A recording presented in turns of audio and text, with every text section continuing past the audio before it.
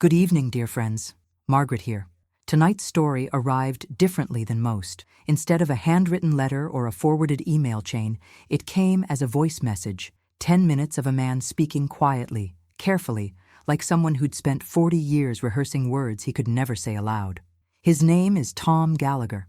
He's 71 years old, living in Burlington, Vermont, where he restores antique radios in a workshop behind his house. He served in the United States Army during the Cold War as a signals intelligence operator, a job that required him to listen to the world's secrets and keep his own. But there's one secret Tom has never been able to keep quiet. Not really. It follows him. It wakes him at night. It hums in the static between radio stations when he drives through the Green Mountains alone. In February 1985, at a listening post 12 miles from the East German border, Tom heard something that wasn't supposed to exist. A transmission. A voice.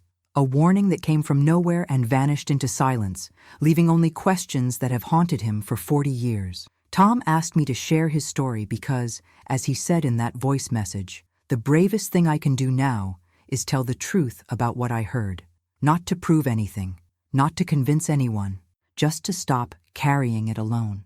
So tonight, I'm reading Tom Gallagher's confession, a story about the Cold War, about listening to the impossible, and about the weight of secrets that governments tell you to forget, but that your heart refuses to release. Dear Margaret, I don't know how to start this except to say, I was good at my job.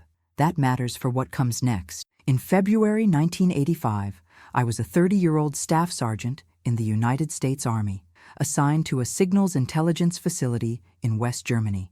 We called it Site November, a bland designation for a place that didn't officially exist on any map civilians could see. It was located in the Harz Mountains, about 12 miles from the East German border, in a region where the Iron Curtain wasn't just a metaphor, but a physical wound cut through forests and fields. Our job was simple in theory, impossible in practice. Listen to everything the Soviets and Warsaw Pact forces transmitted, log it, analyze it, and report anything that didn't fit the pattern.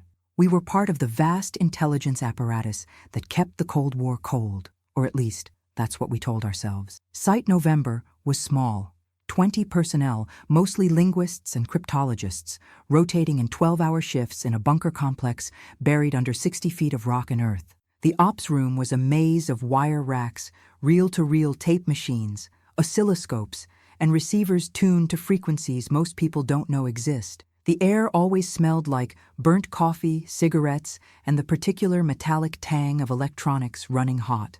I'd been there 18 months by February '85, long enough to know the rhythms of Soviet radio traffic, long enough to distinguish between routine transmissions and the ones that made your stomach tighten, long enough to have developed what my supervisor, Staff Sergeant Ray Macklin, called the ear, the ability to hear patterns in chaos, meaning in noise. Most nights were boring. Hours of headphones pressed against your skull, the static and hiss punctuated by bursts of coded traffic in Russian, Polish, Czech, German. Numbers, stations reading coordinates, weather reports, cargo manifests. The endless bureaucratic drone of an empire watching itself. But February was different from the start. The first week of the month, solar activity had been unusually high. We'd been briefed about potential communications disruptions. Auroras can play hell with radio propagation, especially at higher latitudes. Several operators reported strange interference patterns, signals bouncing off the ionosphere in unexpected ways. Nothing alarming, just odd. On February 11th, my shift started at 2100 hours, 9 p.m. It was a Monday night, bitter cold outside, snow falling in that heavy, silent way that makes the world feel muffled and small. I was monitoring the VHF band, specifically frequencies the Soviets used for tactical military communications near the border. At 3:14 hours, 3:14 a.m., I heard it for the first time. At first, I thought it was interference from a number station, the kind the Soviets and East Germans operated to communicate with agents. These stations would broadcast strings of numbers in synthesized voices, sometimes female, sometimes male, mechanical and emotionless. But within the first 5 seconds, I knew this was different. The signal quality was wrong. Too clear.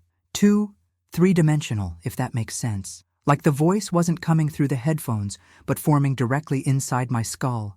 The modulation was unlike anything I'd encountered. Not AM, not FM, not single sideband. Something else entirely. And the voice? God, the voice. Female. Neutral accent. Speaking in clear, precise English. Attention. Listen carefully. No further warnings will be provided. Protocol Delta, immediate initiate. This is not a drill. No further warnings. The words repeated. Exactly the same. Same cadence. Same emphasis. And beneath the voice, there was a tone. Subsonic, I think, because I felt it more than heard it. A pressure behind my eyes. A vibration in my chest. I logged the time, frequency, and signal strength. I hit record on the reel-to-reel, and I listened. 42 seconds. That's how long the transmission lasted before it cut to silence, so abrupt it felt like the universe had been switched off. No fade, no static tail, just nothing. I sat there, heart pounding, trying to process what I'd just heard. Protocol Delta? I'd been trained on NATO protocols, Warsaw Pact code names, standard operating procedures for dozens of scenarios. I'd never heard of Protocol Delta. And why English? Soviet PSYOPs sometimes used English-language broadcasts to confuse or demoralize Western forces, but those were crude, obvious. This was something else. I called Macklin over. He'd been monitoring a different section of the spectrum, hadn't heard anything unusual. "Listen to this tape," I said. "Tell me what you hear." Macklin put on the headphones. I watched his expression change. Confusion, then focus, then something that looked like fear. "Play it again," he said. We listened 3 times. Then Macklin took off the headphones and looked at me. "Where did this originate?" "I don't know. I tried to triangulate but couldn't get a bearing. It's like it came from everywhere at once." "That's not possible." "I know." Macklin sat back, rubbing his face. "Protocol Delta. I've never heard the Soviets use anything like that designation.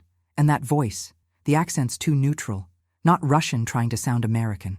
Not American trying to sound neutral. Just neutral." We pulled up signal analysis software, examined the waveform. The frequency was listed as 162.4450 MHz, right in the middle of a band the Soviets sometimes used for border patrol communications. But the signal strength was wrong, too powerful, and the bandwidth was narrow in a way that suggested digital encoding, even though we weren't supposed to be hearing any digital signals in that frequency range. "We need to log this up the chain," Macklin said. "This is an alpha-level anomaly." We filed the report through proper channels, copied the tape, sent it to the site commander, Colonel Harrison, along with our analysis. Harrison listened to it once. Then he looked at us with tired eyes and said, "Gentlemen, you heard Soviet PSYOPs, probably testing new broadcast equipment. Log it as interference and move on. That's an order." "Sir, with respect, that's an order, Sergeant Gallagher." "You heard nothing unusual. Is that clear?" "Yes, sir." But it wasn't clear, because at 03:17 the next night, exactly the same time, the transmission came back. The second transmission was identical to the first. Same voice, same words, same impossible signal clarity. But this time, after the phrase, "This is not a drill," there was an addition, a string of numbers, spoken in the same neutral voice, each digit enunciated with mechanical precision. 7326, 5493, 310, 2.1, repeat, 7326, 5493. Tono, 2.1, no further warnings, do not interfere. Then silence. This time, I wasn't the only one who heard it. 6 operators were on shift that night, and every single one of us picked it up on different receivers tuned to different frequencies. That shouldn't have been possible. A transmission broadcasts on a specific frequency.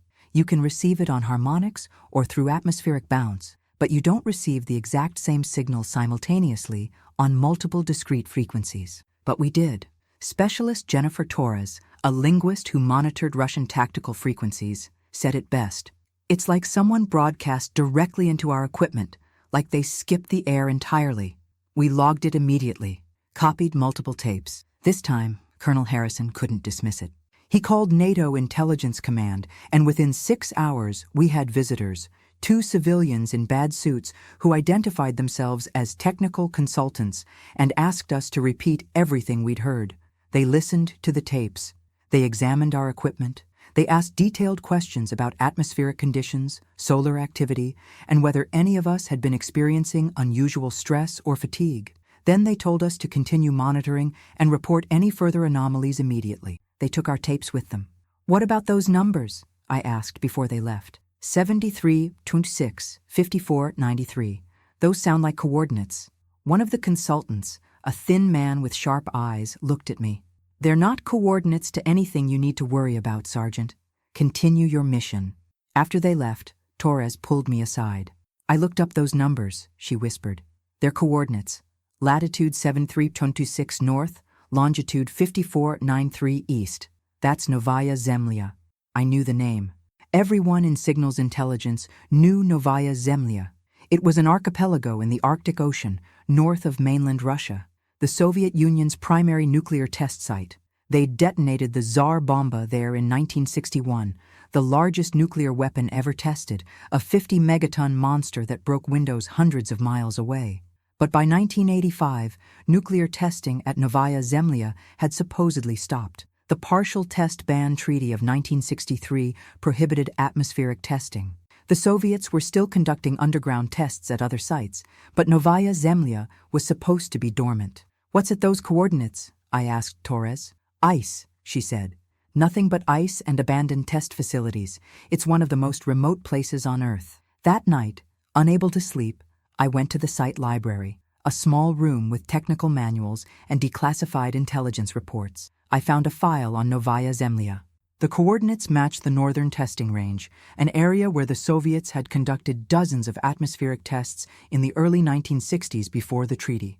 There was a map showing test sites, dates, yield estimates. At the coordinates from the transmission, 73.26 degree on, 54.93 degree E, there was a notation, Site 7B, multiple tests, 1957, 1962, current status, decommissioned. Why would someone broadcast coordinates to an abandoned test site? The third transmission came at 0317 the following night, February 13th, Friday the 13th, appropriately enough. This time, the message was different, longer, more specific. Attention, Protocol Delta confirmed, northern site active, interference detected at 7326, 5493. This is not a drill. Immediate cessation required. No further warnings. Do not interfere. Consequence escalation initiated. Then a new element, a tone, high-pitched, oscillating, painful to listen to. It lasted exactly 10 seconds before cutting off. Every operator on shift that night heard it. Every receiver picked it up. And this time, something else happened. All of our equipment briefly malfunctioned. Tape reels stopped. Oscilloscopes flatlined. Receivers went dead for approximately 15 seconds. Then everything rebooted simultaneously, as if someone had flipped a master switch. In my entire career, before or since, I've never seen anything like it. Colonel Harrison immediately declared a communications blackout. No calls off-site.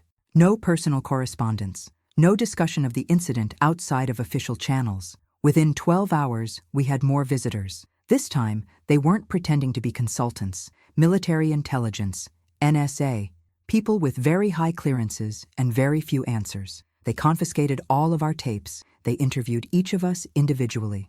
They made it very clear that what we'd heard was classified at a level above our clearance, and that any discussion of the transmissions with anyone, including each other, would result in court-martial. Is this Soviet?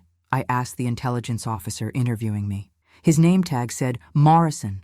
We don't know, Morrison said. That's the truth, Sergeant Gallagher. We genuinely don't know what this is or where it's coming from. The signal characteristics don't match any known Soviet or Warsaw Pact transmission equipment. The language is English, but the accent profile doesn't match any known region or linguistic group, and the fact that it's hitting multiple receivers simultaneously on different frequencies suggests a transmission method we don't understand. What about the coordinates? Novaya Zemlya? Morrison's expression didn't change. Continue your monitoring. Report any further transmissions immediately. Do not speculate. Do not discuss. Is that clear? Yes, sir. But how do you not speculate when the impossible is speaking to you every night at exactly the same time? The transmissions continued every night for a week, February 13th through February 19th, always at 0317. Always the same core message with small variations, the coordinates, the warnings, the tone that made your teeth ache. By the fourth night, we'd developed a protocol. All operators would stop normal monitoring at 0315 and focus exclusively on the anomaly.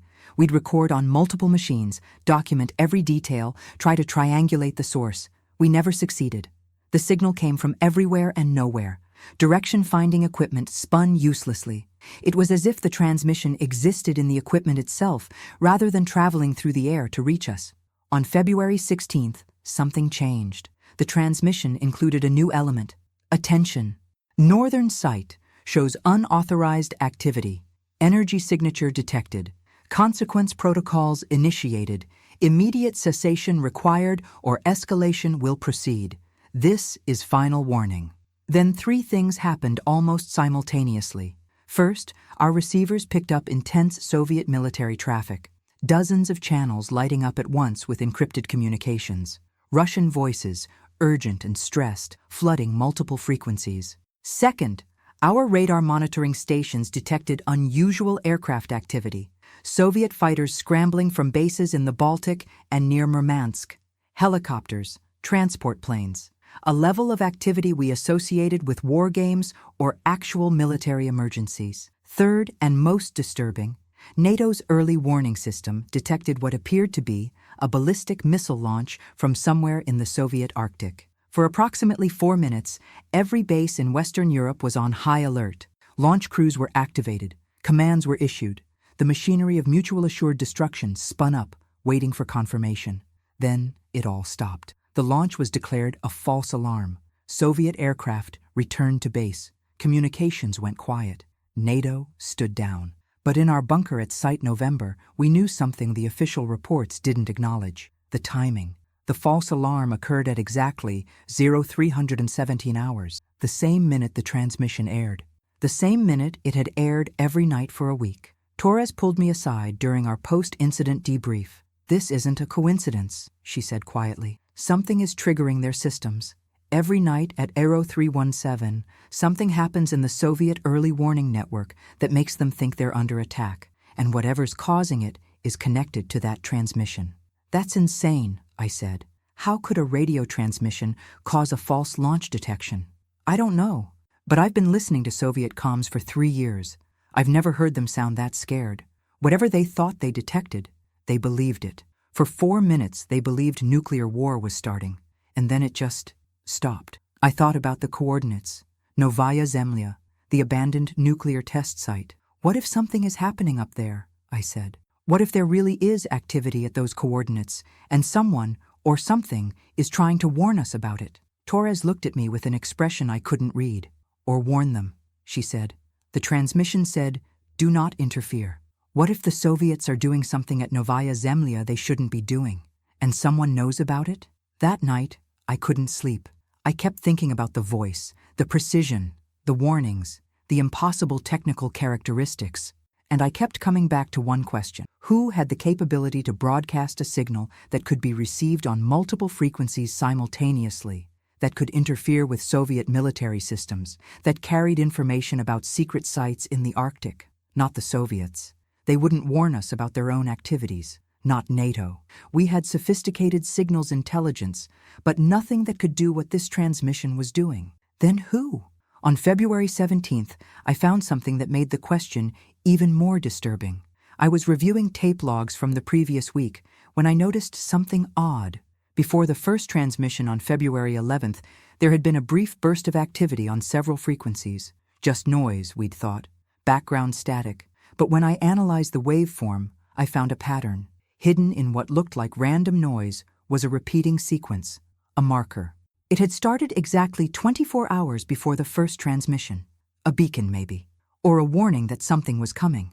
I showed it to Specialist Garcia, our signals processing expert. He ran it through analysis software and looked at me with wide eyes. "This is modulated at frequencies human equipment shouldn't be able to generate," he said. "The frequency resolution is too fine. The timing is too precise. I can't even tell you what would be required to create this." "Could it be natural?" I asked. "Atmospheric phenomena? Solar activity?" "No, this is artificial, but it's not like any artificial signal I've ever seen.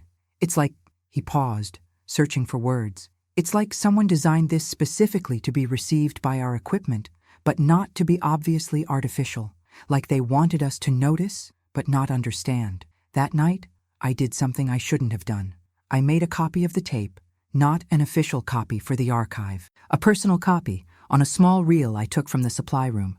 I hid it in my locker, wrapped in a plastic bag. I told myself I was doing it for documentation, in case something happened and the official copies disappeared. But really, I think I knew even then that this story wouldn't end when the transmission stopped, that I'd need evidence, that someday I'd want to prove to myself that this had really happened. On February 18th, the transmission changed again. Final warning. Northern Site Energy Signature. Critical. Consequence protocols in effect. Escalation imminent. This transmission will cease. Further interference will result in Category 5. Response: do not interfere. And then, at 3:17 on February 19th, there was nothing. Silence. The transmission was gone. We monitored every night for the next 2 weeks. Nothing.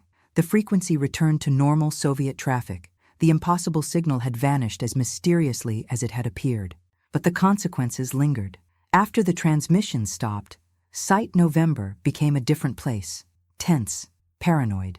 We'd all signed additional security agreements. We'd all been interviewed multiple times by intelligence officers who seemed less interested in what we'd heard and more interested in making sure we wouldn't talk about it. 3 operators were transferred out within a week. No explanation, just sudden reassignment orders. Torres was sent to a desk job in Frankfurt. Garcia was rotated stateside. Staff Sergeant Macklin was transferred to a different facility and told he was being promoted. I stayed at Site November for another 8 months. During that time, I never heard anything unusual again, just the routine drone of Soviet communications. The Cold War ground on, oblivious to the brief intrusion of the impossible. But I couldn't let it go. In my off hours, I started researching. I read everything I could find about Novaya Zemlya, about Soviet nuclear programs, about unexplained radio phenomena. I wrote letters to people who might know something. Former intelligence officers, scientists, ham radio operators who'd been active in the 1980s. Most never responded. A few sent polite refusals. But one person wrote back. His name was Dr. Eugene Ashford. He'd been a physicist with the Defense Intelligence Agency in the 1960s and 70s, specializing in Soviet nuclear programs. He was retired by 1985, living in Maine, writing books about Cold War history. I'd written him a careful letter, vague enough to not violate my security clearances, but specific enough to hopefully trigger recognition if he knew anything. I mentioned unusual radio signals, Arctic test sites, unexplained military alerts. His response came 6 weeks later. A single page, handwritten. Dear Sergeant Gallagher, I cannot discuss classified information, and I advise you not to do so either. However, I will tell you this. During the 1960s, there were several incidents at Northern Soviet test sites that remain unexplained. Equipment failures, communication disruptions, phenomena that suggested interference from sources we couldn't identify. These incidents were logged, investigated, and ultimately buried because we had no explanation that wouldn't sound insane. If you've encountered something similar, my advice is simple. Document everything you can safely document. Trust your observations. Don't expect official acknowledgement. And remember that just because something is impossible doesn't mean it didn't happen. The world is stranger than we're allowed to admit. Respectfully, Dr. Eugene Ashford. I read that letter dozens of times. The world is stranger than we're allowed to admit. That became my mantra, my way of holding on to sanity when the official narrative said I'd heard nothing unusual, when my own memories seemed increasingly dreamlike. I mustered out of the army in December 1985. By then, the Berlin Wall still stood, the Cold War still raged, and Site November continued its endless listening. But I was done. I'd heard enough secrets. I wanted a quiet life. I moved back to the States, got a job as a communications technician in upstate New York, met a woman named Claire, got married, had 2 sons, Michael and David, tried to be normal, but some things don't let you go. Through the late 1980s and into the 90s, I followed news about the Soviet Union obsessively. When the Berlin Wall fell in 1989, when the USSR collapsed in 1991, I wondered if the truth would emerge, if files would be opened, if someone would finally explain what had happened in February 1985. Nothing. Or rather, the official story remained unchanged. A week of unusual atmospheric conditions had caused radio interference and a single false alarm in Soviet early warning systems. Minor incident. No broader significance. But I knew better. And gradually, I found others who knew better too. In the mid-1990s, when the internet was still young, I discovered bulletin boards and forums where former Cold War veterans shared stories. Most were mundane. Some were classified but not particularly interesting. But occasionally, someone would post something that made my heart race. A former Navy signals operator who'd been stationed on a ship in the Arctic in 1985 reported hearing strange transmissions in February. English language, warning tones, coordinates he couldn't discuss. A CIA analyst mentioned, in a coded way, that there had been unexplained events at Soviet installations in early 1985 that had caused significant concern at high levels of government. A Russian ham radio operator, writing in broken English, described picking up a broadcast in 1985 that warned of danger in the north and said it was not a drill. We were all pieces of the same puzzle, but the picture never became clear. In 1999, I tracked down Jennifer Torres. She'd left the military, earned a PhD in linguistics, and was teaching at a university in California. I called her one evening, reintroduced myself, and asked if she remembered February 1985. There was a long silence. Then, "Of course I remember. I think about it constantly. Tom, have you ever told anyone?" "No. Have you?" "Once. My husband. He thinks I misremembered. That stress and Cold War paranoia created a false memory. Sometimes I think he's right, but then I remember the tapes, the exact words, the way every receiver picked up the same signal. That wasn't a misremembering. That happened." "Do you still think it was connected to Novaya Zemlya?" I asked. "I don't know what to think." After I left Site November, I did some research. In the years after the Cold War ended, there were reports of abandoned Soviet facilities in the Arctic being discovered. Entire research stations, mothballed and left to decay. Some of them had been doing work we still don't fully understand. Exotic physics, advanced weapon systems, things that sound like science fiction. What are you suggesting? I'm suggesting that maybe the Soviets were doing something at Novaya Zemlya that someone, or something, didn't want them to do. And maybe that someone had the capability to interfere, to send warnings, to cause equipment failures. And maybe we were just caught in the middle. That sounds insane, I know. But Tom, what's the alternative? That we all hallucinated the same thing? That our equipment simultaneously malfunctioned in identical ways? That the Soviets had a false launch alert by pure coincidence? She was right. The official explanations didn't hold up under scrutiny. But the alternative, that someone or something with advanced technology had been monitoring Soviet activities and actively interfering, that sounded like conspiracy theory nonsense. Except it had happened. I'd heard it. 20 people at Site November had heard it. And somewhere, there were tapes that proved it, or there had been. I had no idea if those tapes still existed. For 20 years, the story sat dormant in my life. I thought about it less often. My sons grew up. Claire and I divorced amicably in 2008. Turns out a marriage built while one person is carrying an unspeakable secret isn't a great foundation. I retired from my communications job and moved to Vermont, where I restored antique radios in a workshop behind my house. It was a quiet life. A good life, the kind of life that lets you pretend the impossible never happened. Then, in February 2024, almost exactly 39 years after the transmissions, something pulled me back. I was in my workshop, testing an old Hallicrafters receiver from the 1950s.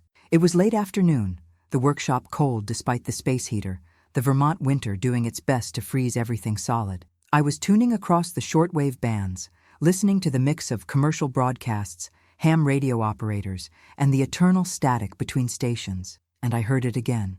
Not the same voice, not the same words, but the same quality, that three-dimensional clarity, that sense of the signal forming inside your head rather than traveling through air. It was a different language, Russian I thought, though I couldn't be sure. The transmission lasted maybe 10 seconds before cutting off, but in those 10 seconds, I was 30 years old again. Sitting in Site November with headphones pressed against my ears, listening to something that shouldn't exist. I tried to retune, to find the signal again. Nothing, just static, but my hands were shaking. I grabbed my phone and called Torres. It was the first time we'd spoken in over a decade. She answered on the third ring. "Jennifer, it's Tom. Tom Gallagher. I know this sounds crazy, but I just heard something that sounded like February '85. Different words, but the same signal characteristics. Did you—" "I heard it too." Her voice was tight. 3 days ago. I was testing equipment for my research lab and picked up a transmission that had that same quality, that same impossible clarity. It only lasted a few seconds, but Tom, I knew immediately what it was. "What's happening?" "I don't know, but I've been monitoring since then. There have been 3 more bursts, always brief, always with that same signature.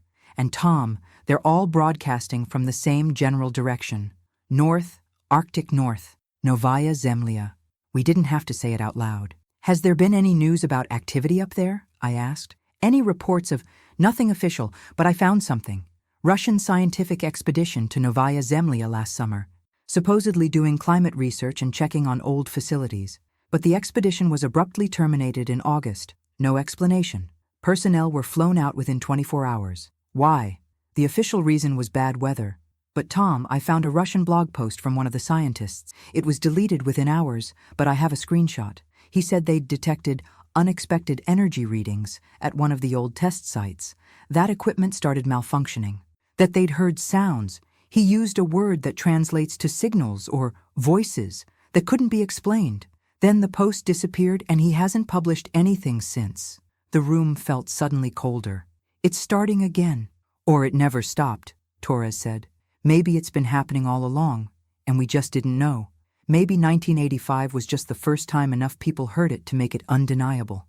Over the next month, I monitored my radios obsessively. I heard 3 more brief transmissions. Each one was different languages, different message fragments, but all with that same impossible signal quality. And each time, they seemed to be coming from the direction of the Arctic. I started reaching out to other former Cold War veterans. Using email and online forums, I found a dozen people who'd reported similar experiences in the 1980s. Most had been dismissed, told they'd misheard or misunderstood. But when I described the signal characteristics, the 3-dimensional quality, the simultaneous reception on multiple frequencies, they all confirmed, yes, that's what I heard. One former NSA analyst sent me a cryptic message. "There are files. They haven't been destroyed. They've been buried so deep that even people with high clearances can't find them. But they exist, and someday, someone will dig them up." In March 2024, I made a decision.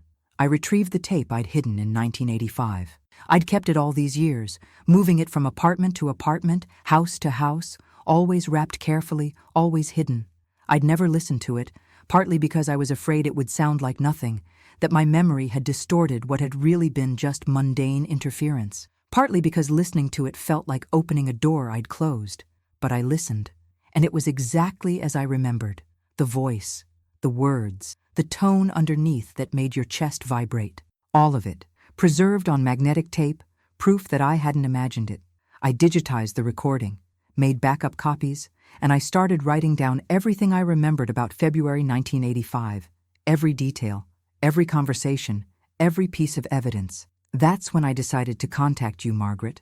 I'd been listening to your readings for years, stories of people carrying impossible experiences, trying to make sense of things that defied explanation. I thought maybe you'd understand. Or at least you'd listen. I'm 71 years old now. I've lived a full life. Marriage, children, career, hobbies, all the ordinary milestones. But February 1985 is always there. A strange weight I've carried for 40 years. Not a burden exactly. More like a secret knowledge that changes how you see the world. My sons know I was in military intelligence. They know I served in West Germany during the Cold War. But they don't know about the transmissions. How do you tell your children that you heard something that officially didn't happen? That you're not sure if it was Soviet psyops or something far stranger? That you've spent 4 decades wondering if anyone will ever tell the truth about what happened? After I sent that voice message to Margaret, after I wrote everything down, something lifted. Not the questions, those remain, but the isolation. The feeling that I was the only one still remembering, still wondering. Torres and I are in regular contact now. She's been doing her own investigation, using her academic credentials to access declassified documents from the Cold War. She found something interesting. In 1986, the year after the transmissions, the Soviet Union dramatically scaled back activities at Novaya Zemlya.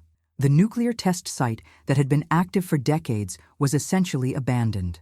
Official reason: arms control treaties and budget constraints. But Torres found a reference in a declassified CIA memo that suggested something else. The Soviets had experienced persistent technical problems at the site: equipment failures, communication disruptions, personnel refusing to remain stationed there. By late 1986, Novaya Zemlya was a ghost facility. What happened there? What were they doing that caused the transmissions? Or were the transmissions themselves the cause of the problems? I don't have answers, but I have theories. We all do.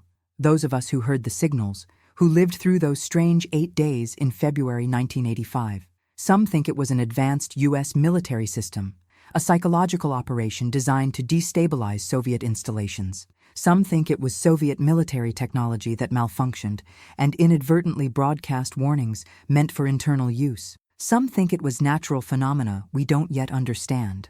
Electromagnetic disturbances caused by unusual solar activity interacting with the Earth's magnetosphere in unpredictable ways. And some think it was something else, something that doesn't fit into the Cold War narrative or our understanding of physics, something that was monitoring what we were doing in the Arctic and didn't like what it saw.